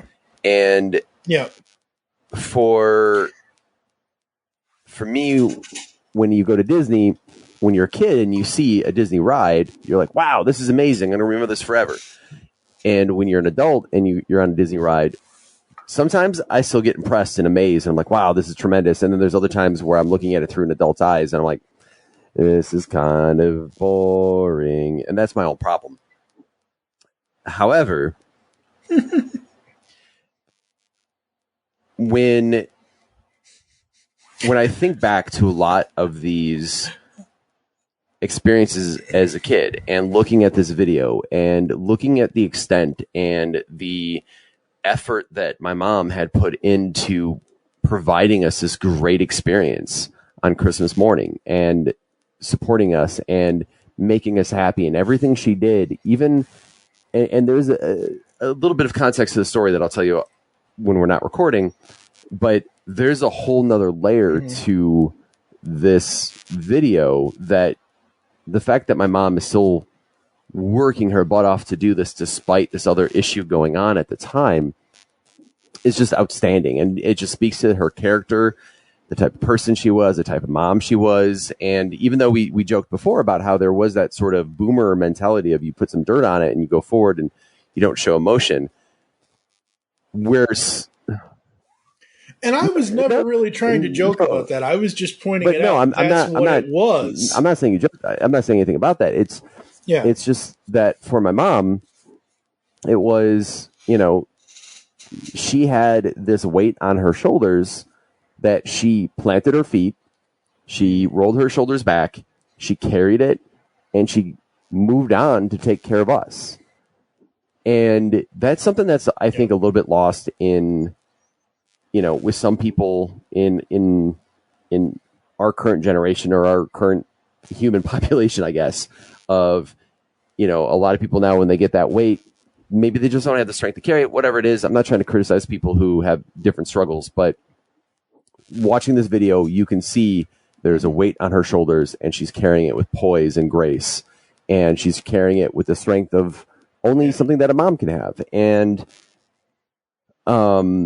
to go back to the video game thing just for a second, we're going to bring it back because I feel like I'm going into ramble zone. Okay. I also think that one of the things about video games at that point in time, especially on Nintendo, is that video games were a brand new adventure. They always were.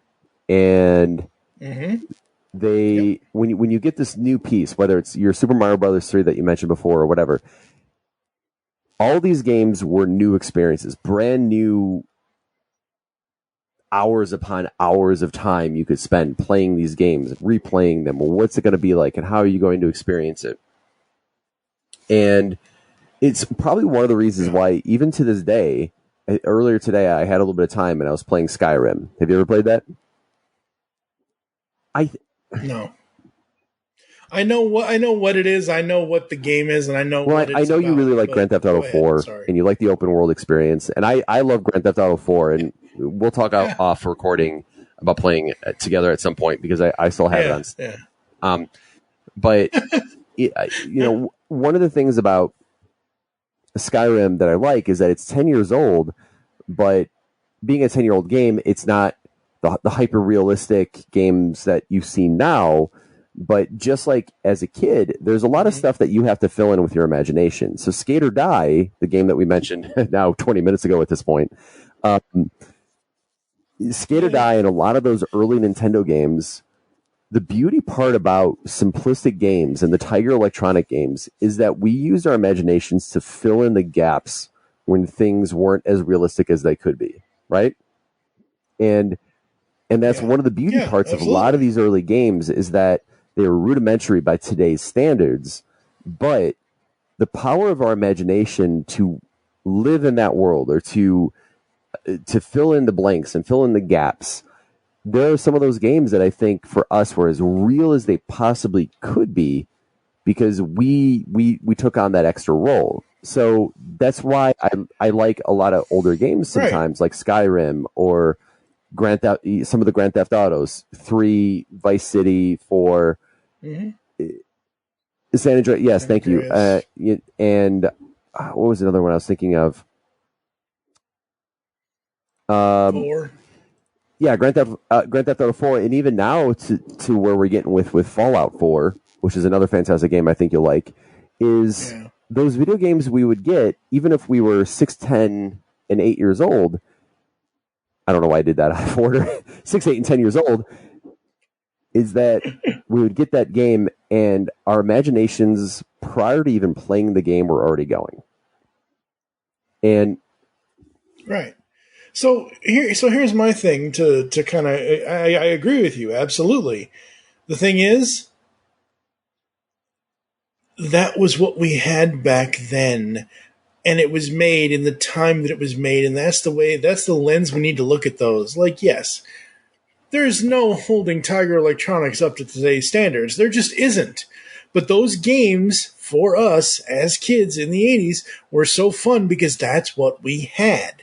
Like I mentioned earlier, I didn't get a Game Boy until I was 13 years old in 1993, even though I was able to borrow my aunt's Game Boy every time I was over at my grandmother's house, and I still got to play Super Mario Land and Tetris and whatever other thing. But for me, the Tiger Electronics games, and slightly to a lesser extent the Sega Master System, which I chose poorly, but it's one of those things where I'm a huge baseball nut. I'm from Boston. Go Red Sox. Just because Bo Jackson was not on the Red Sox didn't mean I didn't enjoy playing Bo Jackson's RBI baseball on the Sega Master System. And the thing of it is, with video games it was the breakthrough at the time. It was getting our imaginations. Like, that's the thing that I think, and I don't have kids, you don't have kids, so we can't speak my as cats are my actual children. Parents, but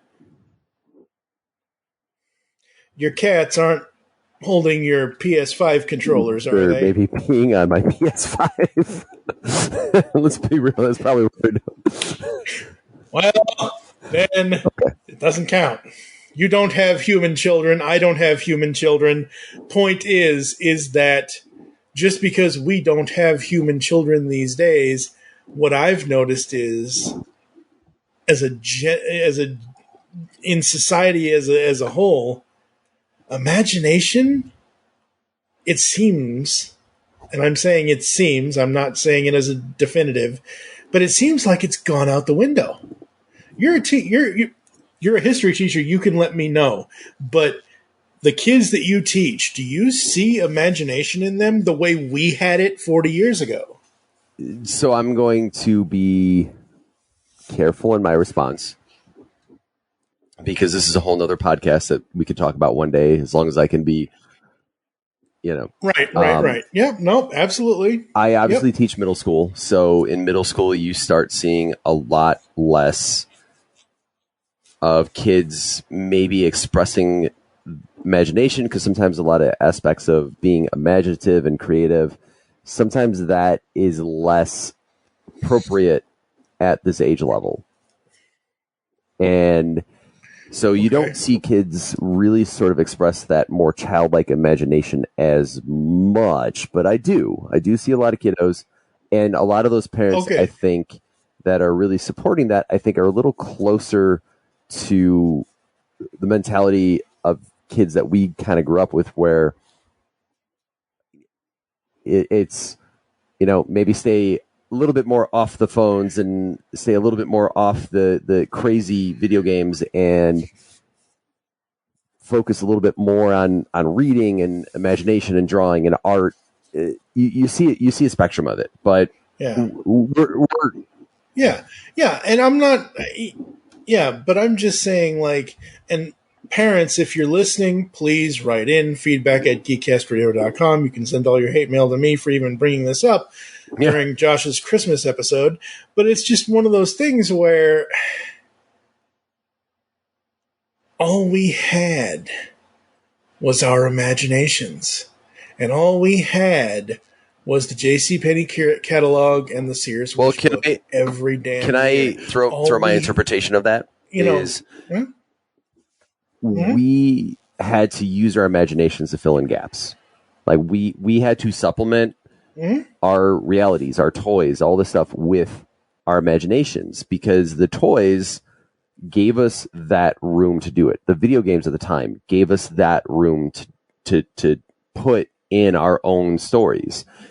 One of my favorite articles I ever read was someone talking about their childhood experiences with Star Wars toys, but they were never allowed to see the movies, but they had a ton of the toys.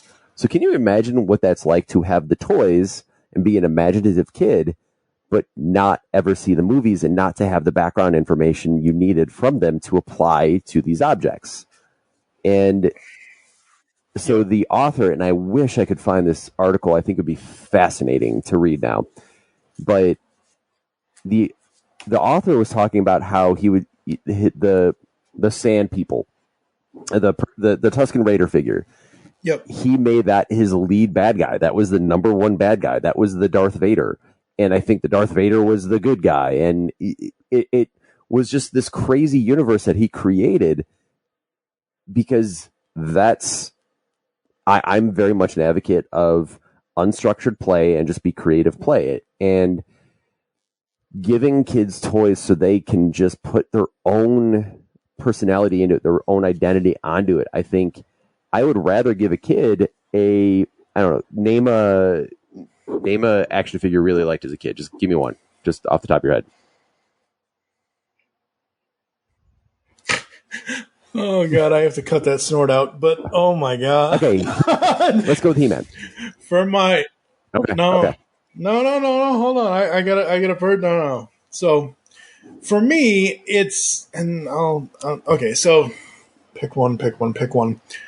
Wheeler from the Captain Planet series. So imagine getting that figure, but not knowing anything about it, the background or anything. You just get this figure, and he's got an emblem on his chest, a tiny little ring, and if it's the one I'm thinking of that you can spark on the back, it's got the flint feature in it.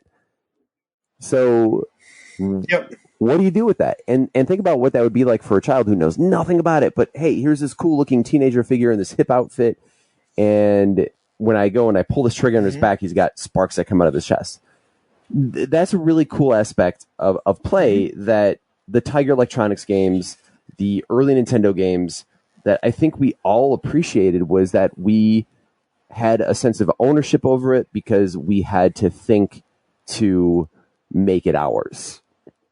And that's one of the reasons why I love games like Skyrim and Fallout 4, is that there's a lot of customizing that you do in those games that make the game yours. And you can go away from the main storyline as much as you want. And I think that's one of the nice things about Grand Theft Auto, and I think that's one of the reasons why you like Grand Theft Auto 4, is that you can take it in different directions. But I digress. Let's move back to Christmas morning, because we're all over the place, and there's a few more things we should talk about. The way we are, folks. If you listen to Toycast episode 100 to 150 something, you'll know Josh and I are all about the tangents. But yes, Dude, Christmas some of our morning, shows are 1990 or so. Yes, well, it's so funny you say that, because, and I think I can't use this because I think I've done my research on titles and Apple and podcast services, whatever else. I wanted to create a segment of this very show called Tangentially Yours. No intro, no maybe an outro to let people know where they can find us, but no intro, no hi and welcome to, no, we just start talking. And once we figure out a stopping point, that's when we stop, kind of thing. But it would just be nothing but tangents. And I think other podcasts have already done that, and that's fine. It is what it is. All right. Let's go to books. Quick. This is going to be really quick. So yeah, it's very quick. There are two books that are noticeable in the video. The first of which is Find Waldo Now. And this, as far as I know, is one of the very first look and see, look and find books of the era. I don't know much about what brought them into prominence, what made them popular at the time, but I know for us as kids growing up, it wasn't so much of let's go find Waldo. It wasn't about that. It was more, look at how much you can see on these 2 pages. I don't know if you can find them online. I'm sure they're available out there. But the Where's Waldo pages, the artist put so much work into creating this universe and this detail that was so in line with what my brothers and I really enjoyed doing as kids, where we would draw these crazy pictures with stick figures fighting in these massive worlds and drawing in all these crazy details of everything that was going on. And, even my collection now, all my shelves set up now are basically a Where's Waldo sort of style. You've seen some pictures and, the last couple of months, the room has been in shambles, but it is very much like Where's Waldo. And if you look through, they're so detailed and interesting, and there's so much within them that tells a story, and there's some historical some of them there's a small amount of historical insensitivity at certain points where, like, the fall of the Aztec Empire looks kind of fun with the conquistadors coming in, and it's pretty brutal. But there is a scene where you can hear my brother open up Where's Waldo Now, rips it up, not the book but the wrapping paper, holds it up, and here's him being excited because I don't think anybody expected my brother to open the book and start looking right there at that point. But again, just like the video game, this is an adventure for later. And the nice part is that unlike a video game, the Where's Waldo books for us, and maybe just me looking back, was that this was an adventure whenever I wanted it. I didn't have to power it on. I could look at it. And even if we could memorize where Waldo was on every single page, you couldn't memorize every single detail on every single page. And then there were some pages where Waldo was everywhere and you had to find the right one. Oh, I remember those. And those were amazing. Like, yeah. I just pulled up a page. I looked up Where's Waldo PDF wallpapers. And holy cats, man. Oh, these actually look like they maybe were starting to get printed in 1987. So by 1990, this might be the second book. Yeah. And the artist, the author, whatever he was, really did such a tremendous job. And some of these are just unique pieces of art. And the style was copied a lot over the next decade. So I had a Spider-Man one that was like this, where it was like, Where's Spider-Man? Or Find Spider-Man. And a lot of the popular characters and trends at the time all had their own Where's Waldo I Spy book. But the thing I liked about this, and maybe this is why I kind of enjoy being a history teacher now, was that a lot of these books had the historical aspect to it. So you get a little bit of the history lesson, and you look back, like, here's one that looks like it might be Middle Ages or Vikings, and you get some early exposure to history just by playing this fun game. And I think that sometimes some of the best teaching and the best learning is where you realize you're learning something without learning it. It's sort of that weird piece. But beyond that, so we had the Where's Waldo, which has the historical scenes in it. But my brother also got a copy of the Cartoon History of the Universe Volume 1. And I forgot about this entirely. And I know that this floated around my house for a little while. I don't know what ever happened to this specific copy.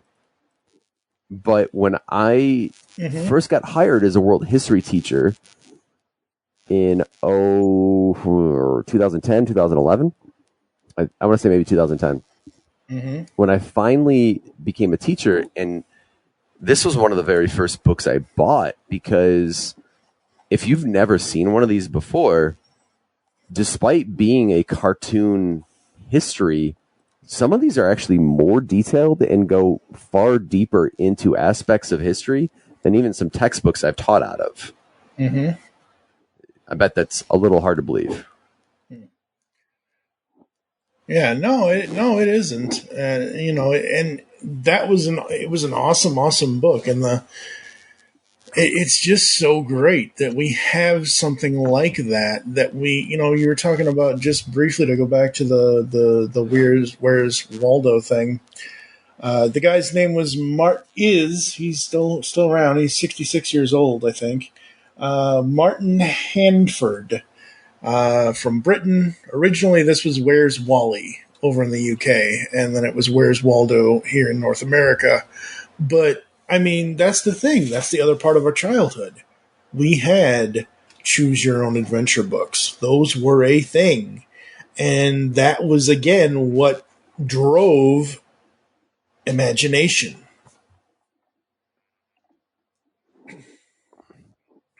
So, it's just so interesting and fun. And I love that you guys were able to have you didn't just have action figures that Christmas. You had a whole bunch of stuff. There's obviously some really cool shirts and some clothes, and you have your Christmas Story, the movie moment where I think we got some clothes and we're like, yay, clothes. And we just kind of pushed them to the side because we wanted to move on to the toys and stuff.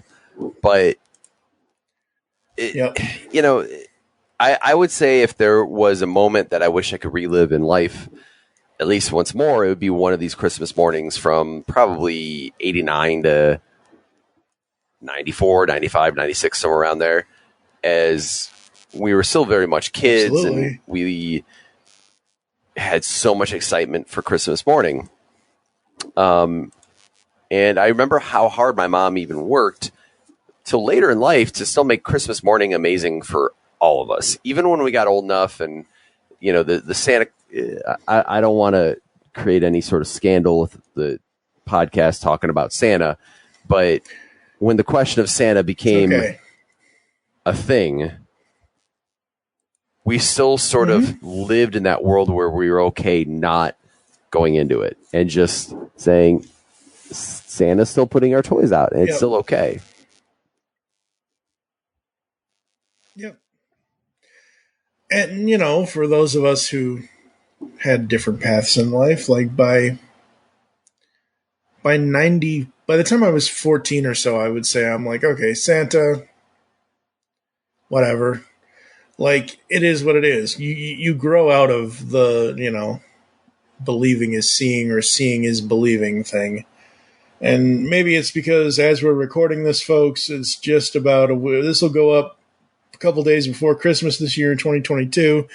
But I have muddled my way through the first 4 episodes of The Santa Clauses on Disney Plus. Episode 5 and 6 are the best 2 episodes of the entire series. And, you know, it is what it is. But I mean, you know, we're not going to sit here and try to ruin it for kids saying that, you know, Santa is or isn't or whatever. The point is again, we come from a generation where we didn't have all this technology. We didn't have all this. And as much as I love the instantaneous gratification now, I was fine. Like, if I didn't get, and I know this is going to sound silly, but let's just say Samurai Leo, Space Raph, Sewer Mikey, or Sewer Surfer Mikey, and Undercover Don. If I didn't get Samurai Leo and Spaceman Raph for Christmas, I got 2 months. Maybe I'll get them for my birthday. So, like, we were fine waiting for the gifts that we got if we didn't get them. And especially, like, you know, you look at these times and you look at the cool shit we did get. Like, all the toys that we've talked about tonight that you guys got, all the Tiger Electronic video games, say what you will about them. As kids, we loved them, no matter how good or bad the LCD on them was. As someone who can't physically do, like, I can't, because of the cerebral palsy I've had all my life, God, the last time I rode a bike was probably 1994. I just cannot physically do it. So I, you know, use my imagination and I live my life vicariously through other people doing things. And being able to sit there and press buttons to get the paperboy to deliver the papers the right way. Hey, I'm riding a bike. I have my own paper route. It's a video game, but at least I'm doing it. Well, and I don't want to become one of those guys that says, "Oh, we had it so much better when we were kids," or "Times were better when we were kids." We're obviously able to look through the lens of being adults and looking back at times where we had less obligations, less pressure, less responsibilities, and we could just enjoy the innocence and the magic of being a kid. And there's obviously some, and I'm going to speak gently and carefully, there's some, because apparently some of these individuals I might be discussing do track you down, and they do come after you and do want to respond to you when you mention them publicly.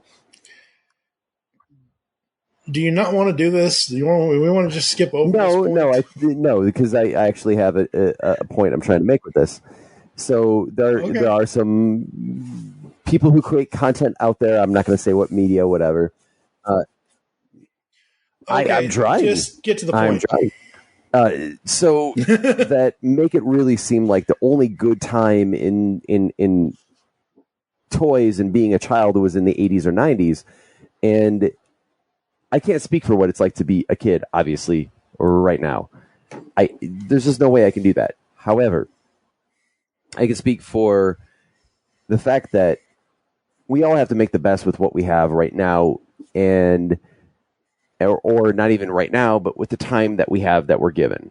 And the time that we were given when we were kids, that you and I kind of had that similar overlap of time periods, it was just awesome, and it was great, and there was a lot of firsts even back then, not only as kids, but even as a society of,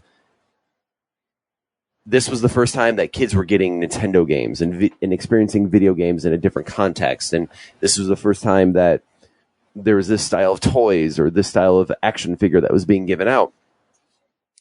And it was just an incredible moment in history. And I'm glad I have this video to appreciate it. Absolutely. That is awesome. I know that my mom filmed a bunch of stuff, but that's long gone. So it's nice that you actually have that video and are able to, go back and look at that and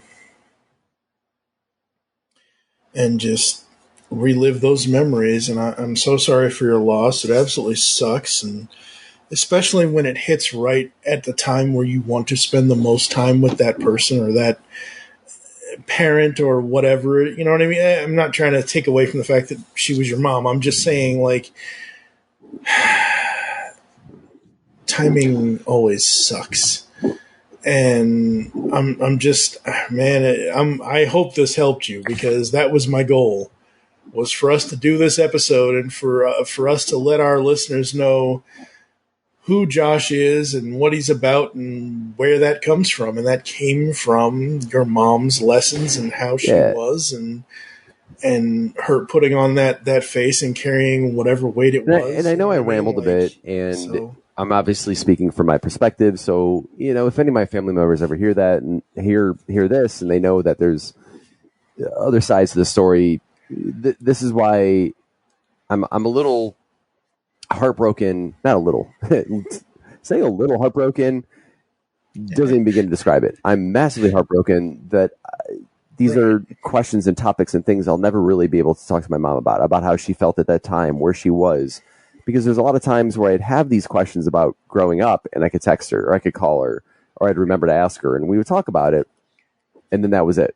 And that's why I think maybe for her and both me, and this is a huge presumption on my part, that I think she was dealing with her health and stuff like that. And I think she was really hoping to get past that so she could start enjoying a lot more aspects of her life, especially once she got retired. And I was also like, okay, she's not feeling well.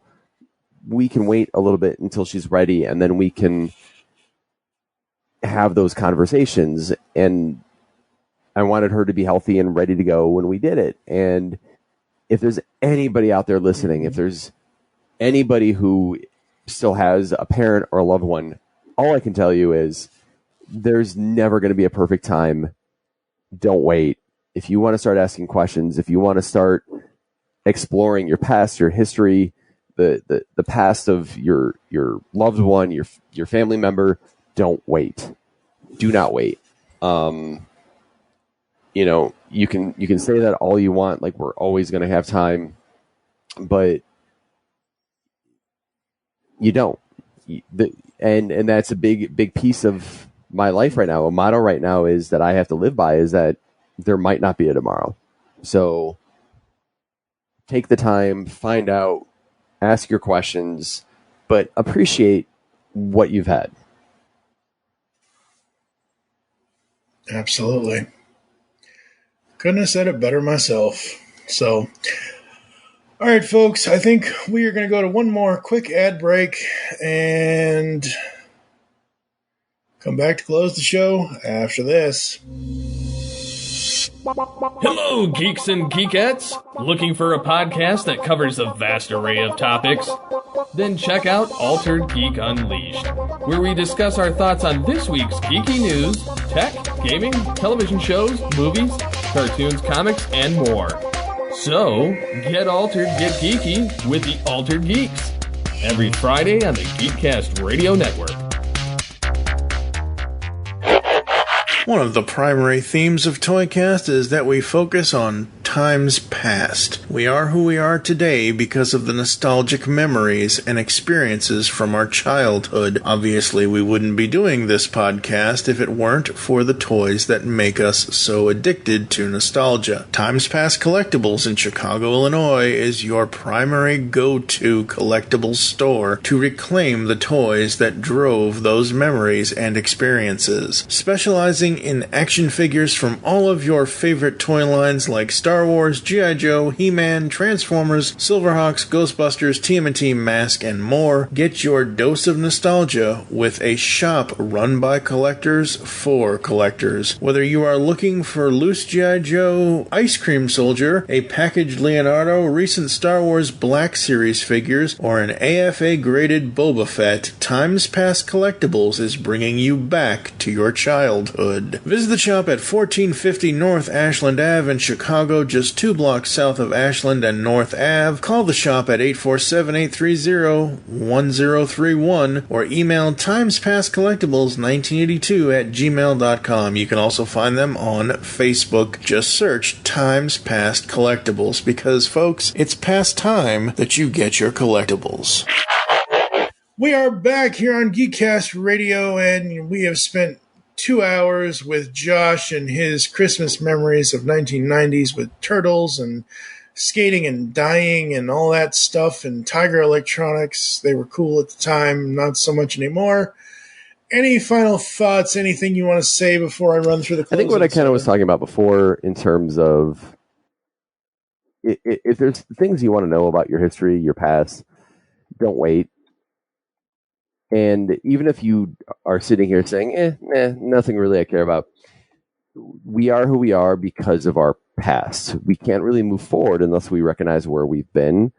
So there's nothing wrong with taking even a moment to just try to appreciate where you've come from, to understand where you are, because it's a great way to plan how to move forward. And I know I'm kind of sounding a little like Tony Robbins right now or whatever, but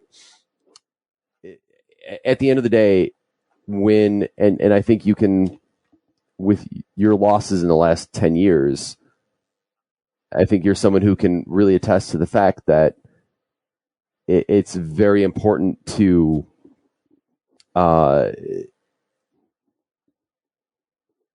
understand that all of a sudden your reality is going to shift and you don't have a choice in it. And you don't have to act like there's no tomorrow all the time. But I think appreciating the fact that when somebody comes in your mind, call them, text them, message them. When you have 5 minutes to make a quick phone call, do that. There's no harm in doing it. You're never going to bother anybody by just saying, hey, I reached out because I was thinking about you. Even if you don't have time, I just want you to know that. Because when the time comes, you're going to wish you did if you didn't. And when the time comes, you're going to appreciate that you did if you did.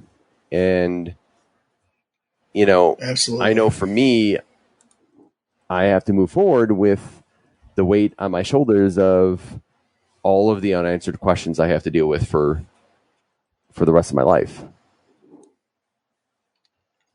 Mm-hmm. So, yeah, absolutely. And like I said earlier, I'm so sorry for your loss, dude. Oh, God.